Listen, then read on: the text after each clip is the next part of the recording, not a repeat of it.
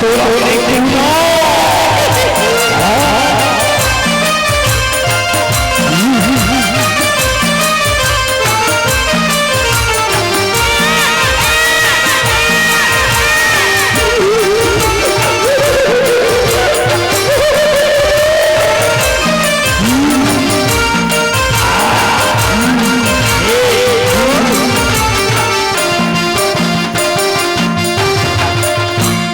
अरे दीदी हमारा मसाला हो हमारा डारा मथे तुझवन नहीं देखो तो हमारे लेकर खादारी आओ हमारे हसान के खुशी में एक जन निकला ओकर चरण ना पूजे लागी ना ओकर चरण ना पूजे लागी अरे पर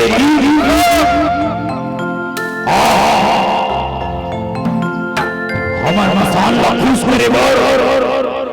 हमार लेकर पर दाम ले लागी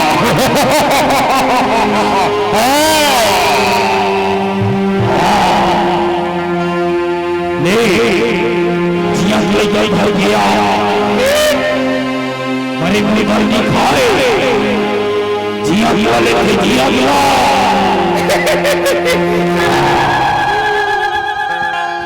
जल्दी कर नीति हमार मसाला प्रसन्न हो जाई ये ठीक रहेगा भाई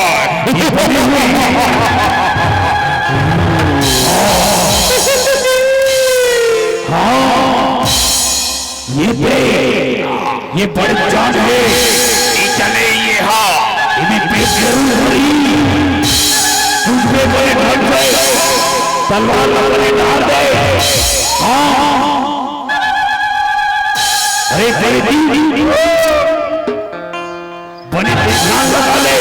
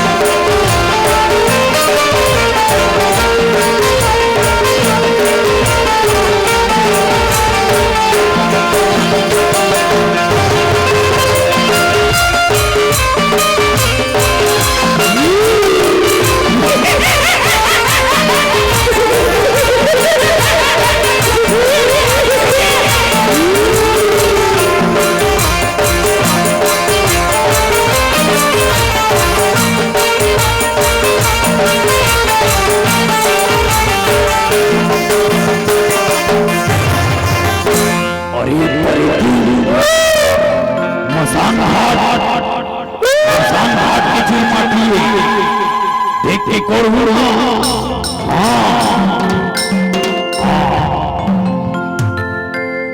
মানে করবো আবার করলে করবো।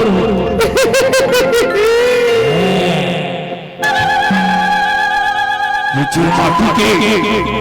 सुघर अवसर है हमर मसान ला प्रसन्न कर दो, हमर देव प्रसन्न कर दो। हाँ ध्यान लगा के ना।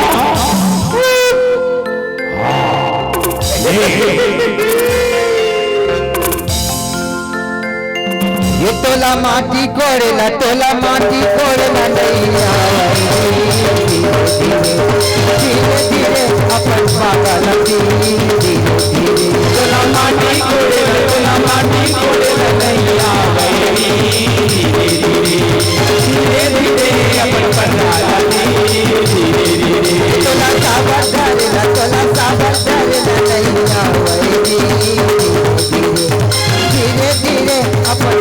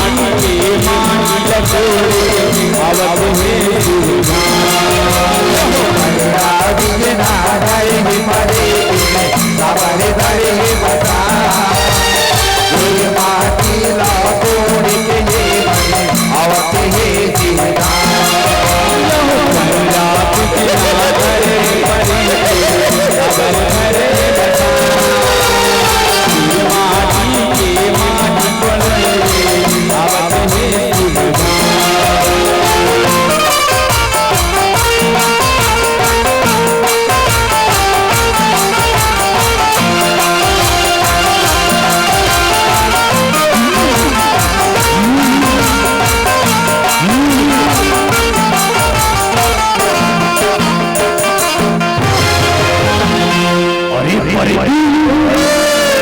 बने पीछे हाथ मार तेरी हिम्मत होगा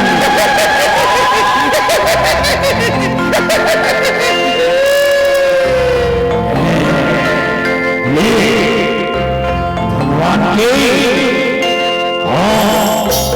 हल्दी चढ़ा तेल चढ़ा बने नियम से कर दे